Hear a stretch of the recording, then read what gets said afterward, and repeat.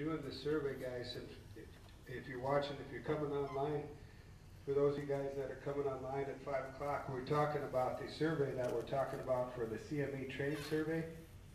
And these are some of the people that filled out the surveys today, trying to get some feedback on from everybody. We'd like producers to take the time to fill them out, and we're going to have them online. Here's one. Obtaining a position on the board means nothing to me except the probability of pay expected margin calls. Puts are ridiculous because they're so expensive. Those erratic movements on the board have caused us who buy actual cattle to participate in a gambling venture like none other, and this is our livelihood. If rules are not changed to limit the huge swings, many feeder producers will go under quickly, ending in some cases generations of these of the family in the industry. and you know, it's going to continue on like that, because on the first 60 or 70 that we did,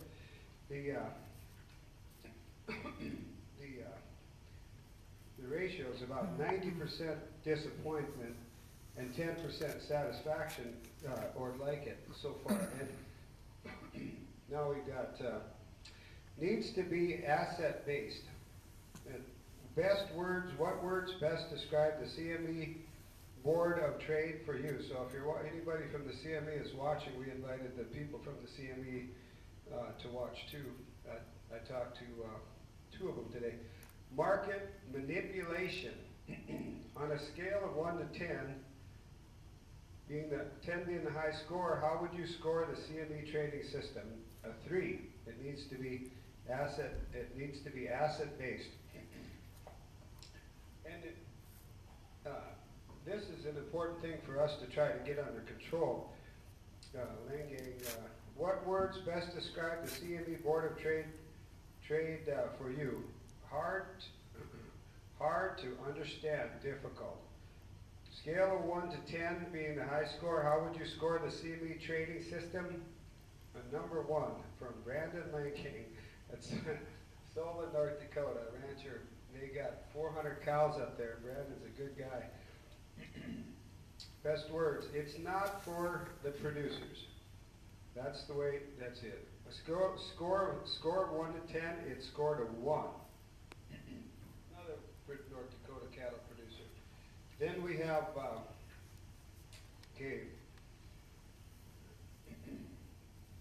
a number 5. It scored a number 5 on the scale of 1 to 10, and it needs to be a delivery process. Fellow from Huron, South Dakota. Needs to be a delivery process. He would like to see the delivery process put back into place. Okay, USDA cares only about grain farmers and makes all policy and large payments to those farmers. There is no true safety net for ranchers. CME is a joke and only offers the word basis as an explanation for being able to manipulate the market. Newhart from Eureka, South Dakota. You know, I'll read some of these. Okay. This one is check mark with no name, so I'll go over it again for you guys that are coming online. This is some of the survey that we did today. What words best describe the CME Board of Trade for you? Oh boy. Other people screwing with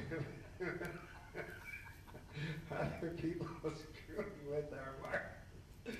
Sorry about that. That's what it says. Other people screwing with our markets.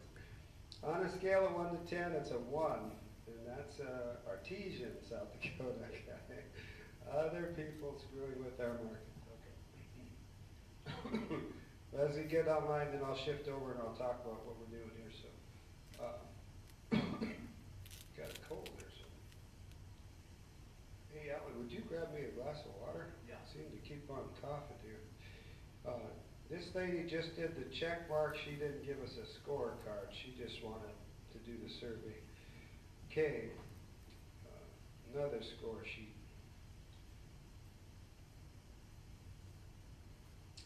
BS, what words best describe the CME board? BS, and on a scale of 1 to 10, it got a -10.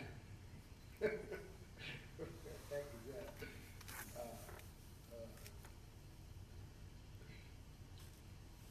From Armour, South Dakota.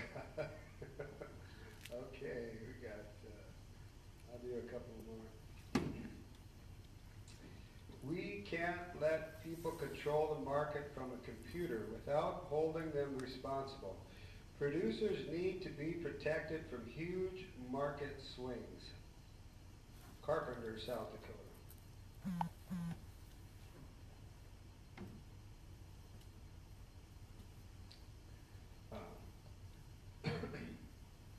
That the market should not be able to vary that much in one trading day.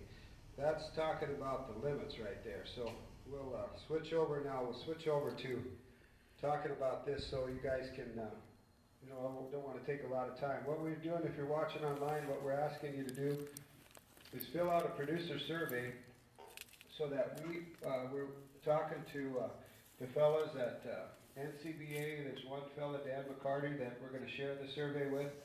And Brian Hansen is from RCAF. He's Regional Director 3.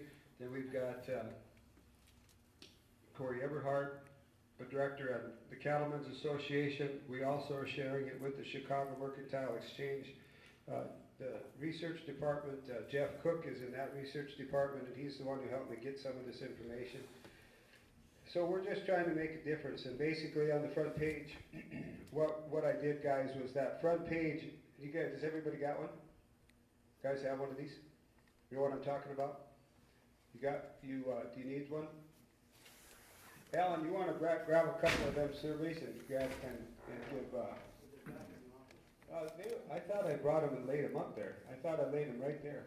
That'll work. Yeah.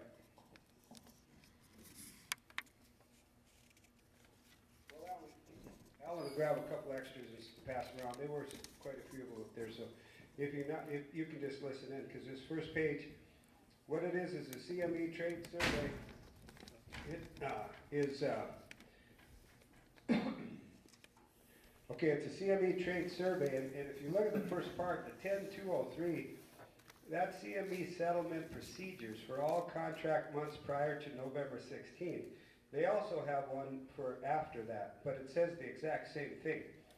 And you can look this up at CME Rulebook, and it's 10-203A final settlement. There shall be no delivery of feeder cattle in settlement of this contract. All contracts open as of the termination of trading shall be cash settled based upon the CME feeder cattle index for the 7 calendar days ending on the day on which trading terminates. So the first part says there's no delivery. So what has happened that Mr. Cook told me, about 1986, they took it out. And I said to him, what's the reason why you took out the delivery system? He says, because nobody liked it. They said they couldn't find cattle and they were this. And he just went on for about 5 minutes. And so anybody that was trading that actually handled the product got frustrated. Well, then they wouldn't trade, so they weren't making as many commissions. And that's what happens when you actually have to go out there and work and load and sort and organize and hit a spec chart, hit a quality chart. Well, then things change. And they took that out. Well, now you can trade it. Now it's just a money table. And then what they do for final settlement, it's called the CME Feeder Cattle Index. And when you have the Feeder Cattle Index, it says here we're going to take 650 to 849 pound cattle, and then they walk through the calculation, and that's what they call the final settlement price. So it takes 12 states. You take 12 states, and you take the calculations. Well, the 12-state region is Colorado such and such, and they tell you. And the USDA marketing reports it, and then they take the average of that. And so if the 10,000 head sold that week, or 20,000 head, whatever it averaged to, came to an average of 749, and they calculated in the prices, and it came to 152.76, that's how you closed out your market that week. That's how you created your settlement price. And that's what they're doing. Then, when you get that determination, like I was explaining earlier, that sometimes you have weights and everything grows and certain weights come, well then you can have, if you're doing it in the middle of summer where nobody's selling cattle up in the north, then what happens is you've got these cattle that are creating the market somewhere, someplace through a 12-state average. So your per hundredweight can change dramatically. So that's not even fair to the people who are actually selling contracts, but they had to come up with some kind of way to come up with a final settlement price. So they took the average, and so it could change on a weekly basis. The average might be a 650 pounder at 155, because last week 650 pounders based on there, 650 to 849. So a 650 pounder was bringing around 60 to 63. An 800 pounder was bringing 142 to 144. So if you took the two together and you averaged them, we might be somewhere in the middle 50s. And that's what they're saying. They're going to take the average. So if you have one of those summers where a large amount of the index that week was 650s, you could have a $20 per hundredweight on your closeout price. That's not fair. That's not the fair way to. That's not the fair way to get a settlement price either. That's got to change. But anyway, then my comment is: notice it states that there shall be no delivery of feeder cattle. Feeder cattle trading is only a money transaction, no matter how high or low the feeder cattle trade. No deliveries can take place, and they are not backed by a physical asset. Then I took the definition of futures trading for you, and if you look at it, I pulled it out of the Wikipedia here. A futures contract is a contract between two parties to buy or sell an asset for a price agreed upon today, the futures price, with delivery and payment occurring at the future point, the delivery date. Well, if you take out the delivery and you take out the asset, and all you've done is take and use the word feeder cattle, you really don't have a valuable contract. You don't even really have a trade that should be legal. That really isn't, you're just using feeder cattle as a tool to play monopoly. And that's something I feel is the first thing we all have to do is say, okay, if you look back on the day when the CME started to trade feeder cattle, I'm sure it was an asset-based system, which Mr. Cook was going to call me back, but I was getting too many questions for him, and so I'm certain that it'll say somewhere it's an asset-based system, and it should have a delivery system, and that's the way it began. Okay, so then on the CME survey, I talk about who I'm going to share this with. We're going to try to get it to the Department of Ag, the SFDC. That's the company that is supposedly in charge of that division, the CME. But the CME is self-regulated. Then I want to give it to the state senators, CME group, NCBA, RCAP, and any other related groups that are interested in helping us. Livestock producers have experienced over a $500 market increase. And so last year we were all loving it, okay? Now we saw the prices move up to get so that the sales, would match up to those high figures, $1.60. Well, now those prices are still there. When Packer got the money, beef moved up, the beef sales moved up. Now we're a year later, and we're averaging $3 a pound higher. Talked to a fellow yesterday who was in there, and they want $14.99 a pound for ribeyes. Okay, well, when you see oil move up and down, then you see something change at the gas station, and it passes on and transfers. But if they're not going to bring the meat back and try to sell in higher volumes, then somebody's going to have a tremendous markup between the two because we've seen a $500 correction. Now, with this $500 decrease in valuation, I'm asking why has it happened? And I'm looking at the pound price, when you talk about the beef price. So my opinion, I believe it is due to the changes that have been made in the CME trading rulebook and the trading procedures. Around 1986, they took out the delivery of feeder cattle requirements. And since then, they've slowly expanded the limits, and they also have never made a volume limit. Now, America produces about 32 million cattle a year. Well, if you're going to allow them to sell 50 million in non-asset-based contracts, naturally you're going to drive the market down because you can just keep selling it. You can put so much fear. Jason, you were telling me about an 80-cent move, right at close to 80 cents up to today from the high in the chart down to the low. Well, 80 times an average that you can't even truly base. The old feeder cattle system had a 750 base contract. Now the cattle indexing system is a system that you don't know where the average is going to be at the end of the week because you don't know how many weight percentages sold. So now you're talking 80 cents a pound. Well, we're sitting here with $1.45 feeder cattle. They can go all the way to zero and never have to worry about anybody making them find one. They can keep selling them and put the fear into people through the volume sales. And if it goes down to zero, they can take 140 per hundredweight away yet. And they do it now mostly with an electronic trade. They do not restrict the volume limits. They trade more livestock than we produce. There's not an asset per contract basis, and it is all switching to an electronic trade. And now what's happening is the experienced traders have figured it out, and they're learning how to take advantage of the system, and I'll tell you how you can do that. In the old days, you had a trading where you had to call it in, you got to get it to the floor, and then somebody negotiated it, and you had these things that happened that took a little time to do. Now you have an electronic system that they can sit there and put that in.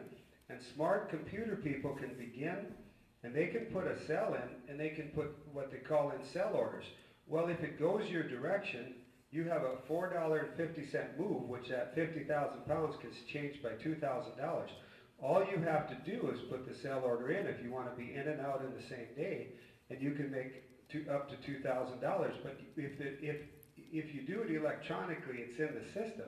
Where before you had to run it in, call in the order, run to the floor, negotiate it, get it back and send it back, and you didn't know if your order got filled. Now you can do it and set up, and people can sit. We work for $100 to $200 a day. You can sit and trade one load of feeder cattle from 8 to noon and make $2,000 per load on that load. You know, and we look at the percentages of what people charge, the $2 one, you know, the beef checkoff or the commission or this or that, compared to somebody being able to take a 3% investment of the actual cost and then be able to make $2,000 for the investment on a 50,000 pound contract, I think is $2,500. If it moves down the limit that day for you, you can make 100% of what you invested back. That day. That's the way they have our system set up, and they don't have to worry if somebody's going to call their bluff, and it's just money. They can say, well, lost money today, let's try it tomorrow, maybe I'll be on the right side. Well, if you get good at it, it's going to work in your favor because you don't have to worry about getting kicked or sorting or organizing them. Okay, here we go. Imagine, here's why to say that. Imagine if we could take delivery on these contracts and they had to pay full price, sort, manage, and deliver feeder cattle like producers do. I'll bet the prices will stop falling when they find out what they traded something that doesn't exist, and they have to honor the contract and go out and find the cattle. So what would you do when you have a global market set up to let anybody trade in the world, and all of a sudden you took this and said, okay, I want my delivery, and you called their bluff and you made them do it. And then they woke up and said, well, where do I find them? If they had to begin. So what we have to do is we have to make those people put some kind of risk into the system because they don't have to. They're trading it. And if they had to actually go out and get the amount of producers cattle that they're trading, our market would shoot up like a rocket because it would create demand and we wouldn't see these 80-cent moves. We as producers must stop allowing someone to value and trade our livestock without accountability. If you're going to future trade a commodity, you should have the risk of having to manage and deliver the commodity just as the producers do. They need to use a fair and honest specs approved and set by livestock professionals in the industry, not with specs set by self-regulated CME. Now, it wasn't long ago when about a third of the small hog producers were wiped out of business in about 6 months due to the low values created. Are we as livestock producers going to allow that to happen to us? My family was marketing over 100,000 hogs per year through the livestock producers markets. We haven't handled any since that market cycle. If the livestock If the livestock industry does not unite and get the changes made to the CME futures contract soon, I believe many of us will suffer the same fate as the family hog producers.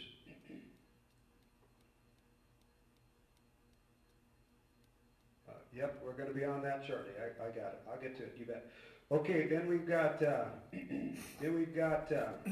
I'll talk about that indexing in just a minute. Okay, the CME group promotes itself as a risk management tool. The CME is self-regulated, and what that means is they're their own governing body. And the reason why you were seeing, so you remember when Mad Cow came out and that thing went down for quite a bit of, they got to open the limits because so many people were wanting out so bad. And they created a panic. They wanted out because they didn't understand it and they thought, well, I better get out. Well, so they couldn't do it. So then they got permission to open the limits and make it bigger and broader. Well, it was $125, it was $3, and now it's $4.50. The reason why, they even have some days, if it goes locked 2 days in a row, it can change to $6. And the reason why that they did that was because they want trading to begin to happen again. But right now, it's probably 90 to 95% non-producers that are trading the board. It's very, very few cattle producers that are actually using it, and they're making it more producer or speculator friendly instead of producer friendly. So I talk about the 30 days and over $100 per head per week. And as a producer, you can assume that the feeder board has reached a low point or a high point and purchase or sell all actual market values. The CME feeder board can trade all the way down to zero or to any high amount, and only money will transact. Large corporations have figured this out and can now manipulate the markets due to the CME rules. There's no accountability. They will never have to pay full price, purchase price, sort, feed, truck, or do any livestock management. They simply have to out-trade us through the highs and lows of a money game. And they are allowed to trade $50,000 worth of weight for about 3% of producers' actual purchase price. The risk management appears to me to be in favor of the non-producer. Then I go down and I talk about the indexing, and the feeder cattle, the 12-state feeder cattle index is the indexing side that I talked a little bit about. If you weren't here, if you're coming online now, it's what that is they take the 12-state feeder index. They take the United States government has people reporting, they sit at sale barns or they do charting of the sales, then the average of the whole weight, whatever it comes to, if there's 10,000 sold, they averaged out to 660 pound at $1.56, and that's what they call the final settlement price for that week, and that's what determines that buyer or seller is going to have to pay if he gets out of his contract. Now, never in the history of feeder cattle marketing has a formula like that been used to establish a weight base or actually marketing price for feeder cattle. So how many of you, if you want to sell something, how many of you said, okay, let's find out how they're selling in 12 states, we'll average the weight, we'll average the price, and then we'll use that for price discovery tool. That's not the way it works, and it never has and it never will. They've always been sold on an actual weight base based on the region that they're going on. So it isn't even a fair system to use. It's just a system they chose because nobody from the livestock industry would do that. But for whatever reason, they're going to use it, the USDA board. So when you look at the live delivery formula, the rule book and the regulations are 2.5 pages long. And Herman Schumacher called up when he was listening in earlier, and he owns LDL Feedlot, and he's fed thousands of cattle. And he said, I said, Herman, how many times have you delivered the cattle using the live cattle, the live board trade and delivered them? He says, well, never. I've never sold one load like that. Well, if you have something that John from Christy Nome's office, he looked it up. There was 800 loads sold in the month of November. 800 times 40 is 3,200. A plant kills 5,000 a day. So you have somewhere between 150, I think, and 180,000 processed across the United States. So 3,200 of them would be close to, if it's lucky, it might reach 2%. So 2% of them last month went traded that way. Well, that's why it's so difficult, because they've made the page specs 2.5 pages long. And then, so what we want you to do, guys, is fill one out. We've got quite a few today, and we're trying to get these, you know, some attention brought to this, and then we're gonna keep working on this, and if you don't understand it, you can ask me some questions. But you guys that we promised to come online, we got, a 12-page question. It's just stuff like this, okay, if you haven't seen it. Your question will be, did you know that the feeder board had a no delivery policy? And I'll just grab one of these pages, and I'll just grab one and I'll just read it off of there, and I'll show you what somebody who got surveyed said, okay, and I'll just go, okay, did you know that the feeder board had a no delivery policy? Yes, this person knew that.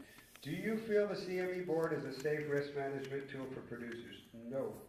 Did you know that the feeder board is a global trading format that anyone in the world can trade and value a livestock producer's product for about 3% of actual cost that producers pay for a load? Yes. Did you know that there are not volume limits on live and feeder board contracts? They can sell any amount of feeder cattle, far more than they are produced. Yes, they knew that. The first info page shows what they call the CME Feeder Cattle Index. Do you as a producer know what this is? Yes. Do you think there needs to be changes made to the CME trading rules? Yes. Do you think each trade should be backed by an asset with delivery options? Yes. The first page has two definitions, future contracts and gambling. Do you feel the current trading system is more like gambling than futures trading? Yes. What words best describe the CME Board of Trade for you? BS. On a scale of 1 to 10, 10 being a high score, how would you score the CME trading system? A minus 10. And this is a fellow from Armour, South Dakota. So what we're trying to do is get your opinions and get the senators, Mike Rounds and John Thune, this information. So fill them out, guys, and let's hope and pray we can make a difference and get some things done, okay? So if you're online, thank you for coming online. Now we're going to shut her down, okay? Thank you.